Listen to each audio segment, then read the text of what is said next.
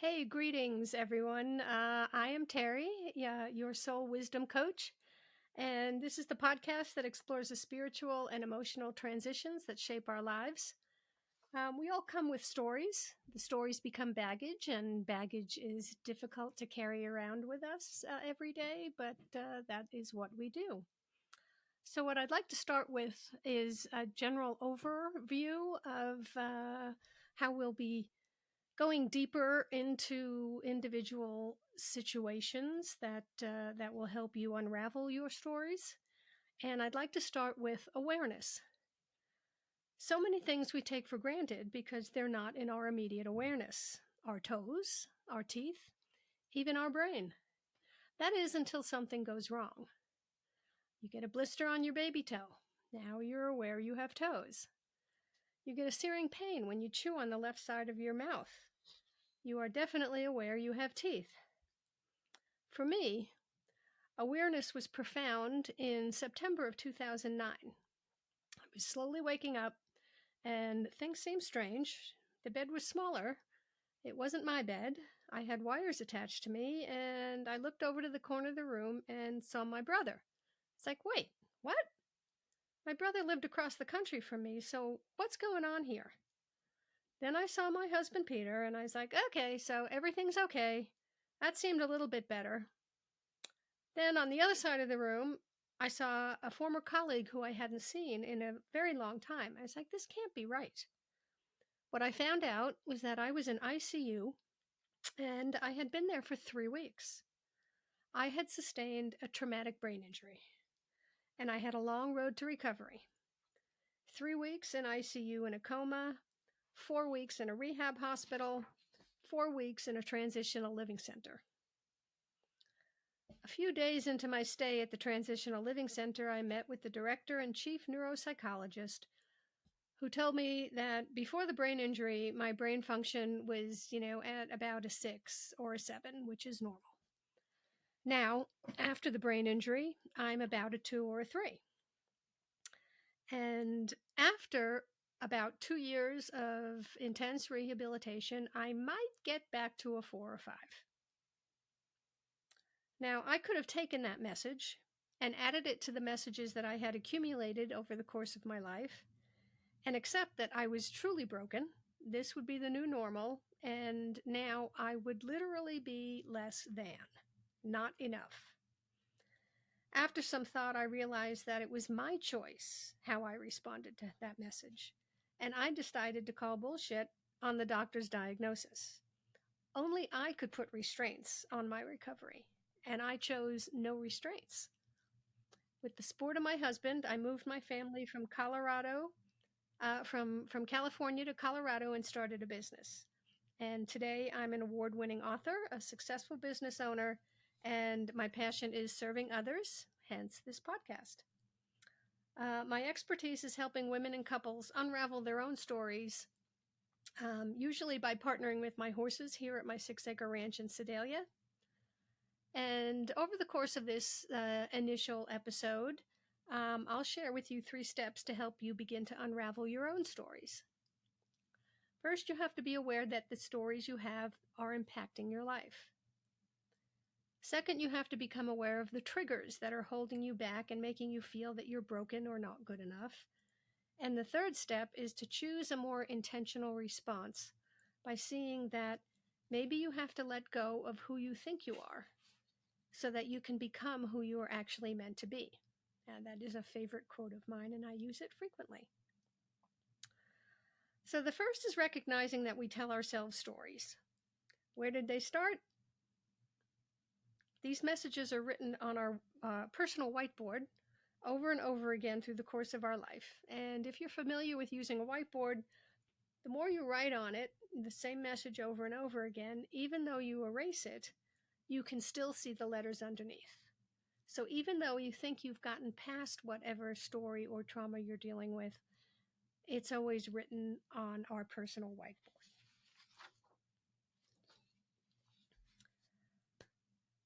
So, an awareness of my own story is I learned very early that I was not good enough just on my own to be included in fun things to do and relationships. Uh, I was probably around 8 or 10, 8 or 9, and we were on vacation up at a lake in upstate New York, and my sister's friend had a boat. My sister was older than me. They were going out on the boat, and of course, I wanted to go with them, but they did not want a younger person tagging along. But I found out that if I offered to buy lunch or buy a tank of gas, I was allowed to go with them. So that message was that I wasn't good enough by myself, but I could buy my way in. I got these messages over and over again in one form or another over the course of my lifetime. And actually, you can read the whole story in my book, Finding True Purpose: Life Beyond the Castle. And the second profound one was my early in my career. Um, I was promoted to administrative assistant, executive assistant to the CEO of a company. And he literally told me that everyone now is going to want to be your friend, but only because you work for me. Now, because of the stories that I have accumulated, that made perfect sense. Of course, they didn't want to be my friend just because of I'm awesome, which I am, but because of who I had access to. So many stories like this were written over the course of my lifetime. For a client example, I was working with a client that had received similar message to my own over the course of her lifetime. We were in the arena with my herd of horses, and I asked her to make friends with one or more of the horses and have them join up and follow her, just because of who she was. She wasn't allowed to bribe them or give them grass or put a halter on them and have them come with her. As she was interacting with the horses and I was coaching her to unravel the story of not being good enough, the horses ignored her until she realized that she needed to accept and love herself. And as soon as she did, two of the horses approached her and followed her as she walked away. So, what is the story that comes up for you that might be keeping you from being the best you can be? You may be aware every time you speak with one of your siblings on the phone, you become anxious or agitated, and you're not sure why. What we're going to examine over the course of my podcast is we're going to figure out what the message is that happens every time you speak with them. And starting today, I invite you to become more aware of these stories and journal about that awareness. You may not come to a conclusion yet, but starting the process will help you begin to unravel your own PTS, post-traumatic stories. We also need to become aware of our triggers. What is it that makes you react? When someone says X, you react. Example: wow, what an interesting color you're wearing. That was innocuous. And the trigger: when you were 6, every time you dressed yourself, your mom said, "Oh my God, what an awful color. I can't believe you put that on. Let me change you before we go out." So the message you received is that you have no fashion sense, and no matter what you choose, it's going to be the wrong thing. Client I'm working with wanted to figure out why she kept sabotaging herself every time she got close to being successful. What was her definition of success? I asked. Her father was very successful, and what she remembers is that he never had time for the family. He was always too busy, and all the family friends thought he was a complete jerk. So what I'm hearing you say, I said to the client, is that being successful, you have to give up your family, and you have to be a complete jerk. And she sat back in her chair and said, "Oh my God, I never thought of it that way before." While we were talking, one of the horses kept trying to tip her chair over. He was being a jerk. Once she had the realization that her idea of success was based on her father and his idea of success, the horse let out a full body release and walked off. If you already know what your messages are, continue to explore what those messages mean, where they started. Write in a journal, ask yourself, or reach out to me at Terry at Begin Again Ranch, and we'll discuss it together. So, Does Sharon really need to give up her family and be a complete jerk to be successful? No. To be valued, do you really have to do everything for everybody? No. And to be content, do you really have to give up your dreams and goals? Absolutely no. And next we have our intentional response. Making a conscious choice to respond intentionally instead of on automatic reaction. So, working with a couple, they came out to see me, and they were in the arena and had a discussion in the car on the way to the ranch, and they were continuing their discussion. I'm using air quotes, and were talking, he stood up and was getting louder, and she sat in her chair, crossed her legs, crossed her arms over her chest, and leaned forward. So this was a very familiar dynamic for them. And my thought process was, do I interrupt him and change his reaction, or do I interrupt her and change her reaction? While I'm deciding on what to do, Bodhi, my horse, walks in between them, grabs her by the shoelaces, shakes her foot, and drops it. So she was totally surprised and sat back in her chair. And I said, what happened? And she said, well, he just interrupted everything. I said, well, yeah, he did.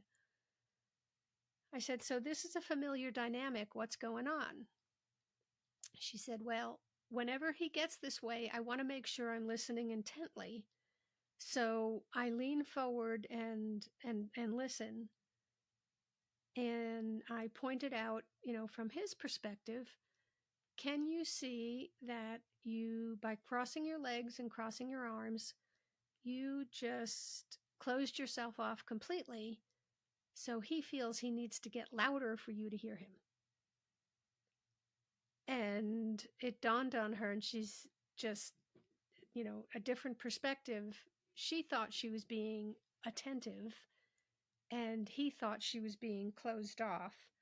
So she was able to open up, sit down, shake her legs, and said to him, okay, now I'm open and listening. Please tell me what's going on. He took a deep breath, sat down, and they were able to have a discussion and reach the outcome that benefited them both, instead of automatically reacting and not getting anywhere. So, what I ask you to do is be aware of what your triggers are, and you're not going to change things right away. But the more you're aware, even if you're aware after the fact, you can say, oh my gosh, that was a trigger of mine. I could have done something different. You're aware of it. Then the next time it happens, because it will, I still get triggered. You can say, you can catch yourself in the moment and choose to respond instead of react. You can just, feel it coming up, feel the trigger, feel the reaction, and just say, okay, here we go again. This is my stuff. What's going on here? So become aware of your stories, acknowledge what your triggers are, and choose to take a moment and respond to the trigger instead of reacting to it. So in my life, over the course of my 65 years, I am a 29-year sober recovering alcoholic and a traumatic brain injury survivor.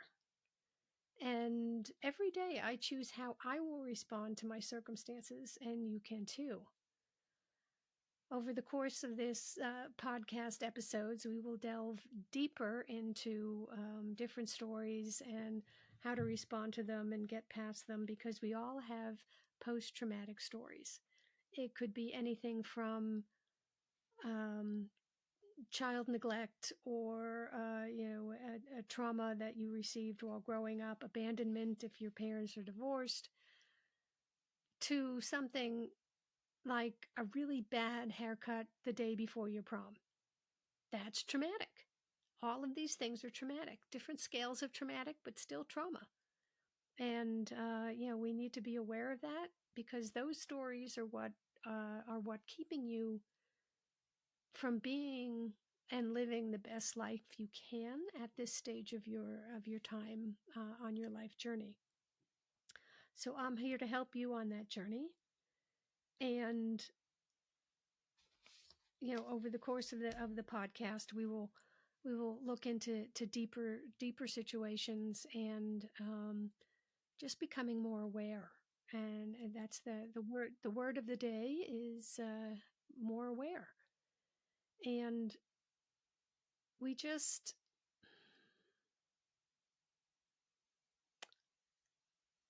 we all have the stories. They're all personal to each one of us, and we can continue to carry them with us, or we can actually figure out what they were, what they are, and how can you start to unravel them so that you don't need to keep carrying them around anymore. And one of the things that I like to do is become very aware of my own stories. And like I said, I am still triggered, and I have to buy my way into community. I can't tell you how many certifications I've accumulated over the years. And I was at an event in Atlanta, and they were doing, as I'm sure many of you are aware of, they were doing the hard upsell to keep going on in their program. Um, and I found myself sitting at the table saying, okay, if I get a few more clients, and I allocate part of my pension to this monthly fee, I can probably make this work. And going through this, and I had the realization, thank goodness, sat back in my chair and said, oh my God, here I am triggered. I'm doing it again. I need to buy my way into staying in this community. And I was able to not pull out the credit card, not fill out the application form, and give myself permission to stop trying to buy my way in. That's my story. What's your story? Let's figure out what your story is. And we can do that over the course of the podcast. I ask you to, contact me if you have something specific that you want to work on. And, you know, it's just, it's our choice. And if we acknowledge the fact that instead of reacting, we can choose to respond, it will make all the difference. So until next time, in the meantime, I ask you to close your eyes, take a deep breath, smile, and begin again, just like I do every single day. Thank you.